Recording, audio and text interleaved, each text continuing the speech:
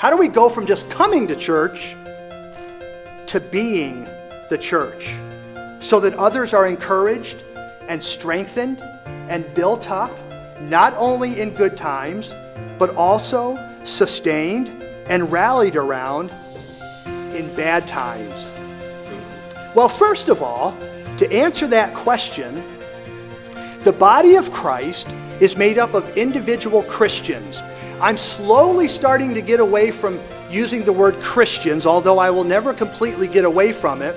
But so many people today have differing ideas on what Christians are, who Christians are.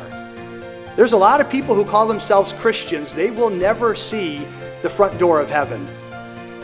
So what does Jesus say about Christianity? Who does he say is a genuine Christian?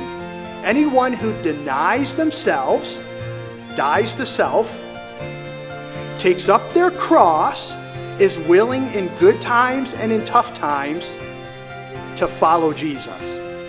A faithful follower of Jesus is a Christian. That's who makes up the church today.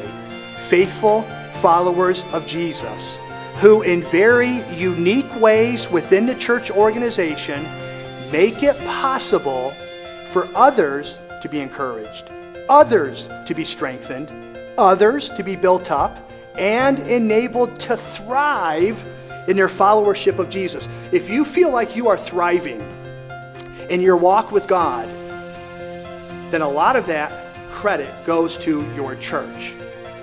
Because anyone who's thriving in their walk with God is going to have people praying for them, people supporting them, people encouraging them, and people holding them accountable so they toe the line, stay the course, and continue to be faithful followers.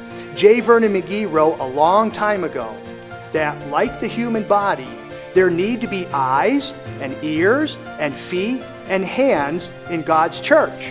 Different people are given different gifts, different talents by the Spirit of God, so that the body of Christ, the church, can function in all its necessary capacities. Here at the Charleston Church, we have a very special congregation, a body of believers that can accomplish so much in way of bettering the lives of others when we put into practice the gifts and abilities given to us by God.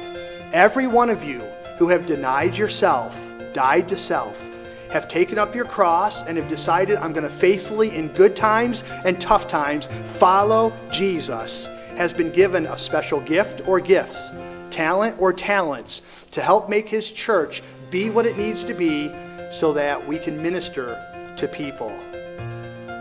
Dr. Warren Wiersbe has said that no member of God's church body should compare or contrast itself with any other member, because each one is different and each one is important.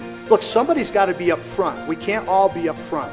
Someone's got to be in the sound booth. There's not a room for all of us in the sound booth. Right now, some folks are down teaching junior church. We can't all be down there, because then who am I going to talk to?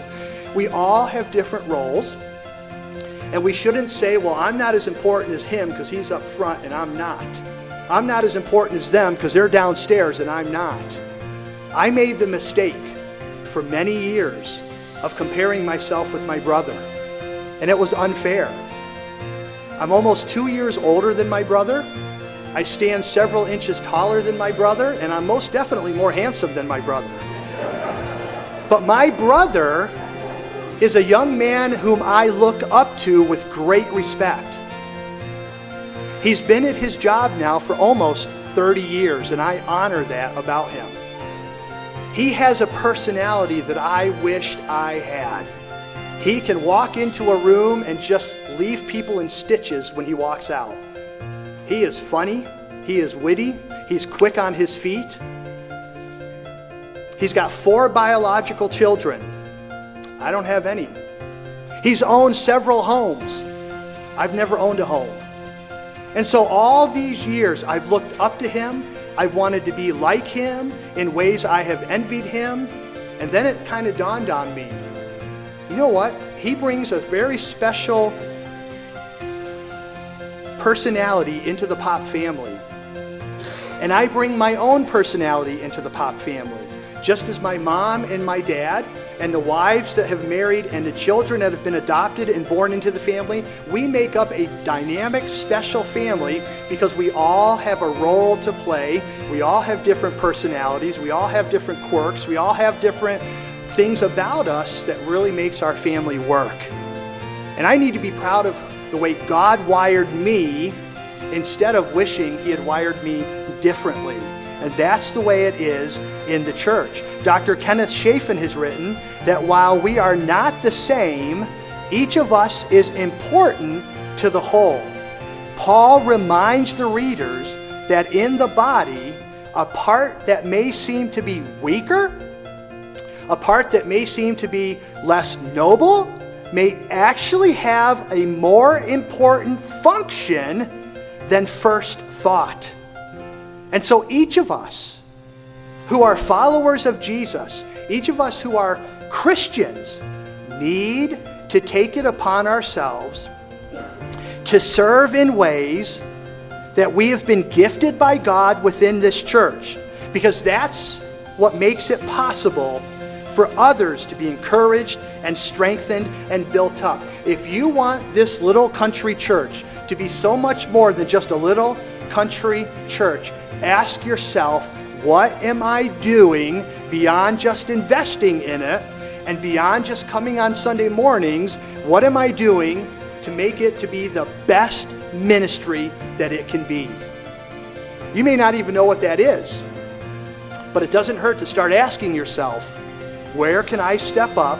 What can I start doing that will better this ministry?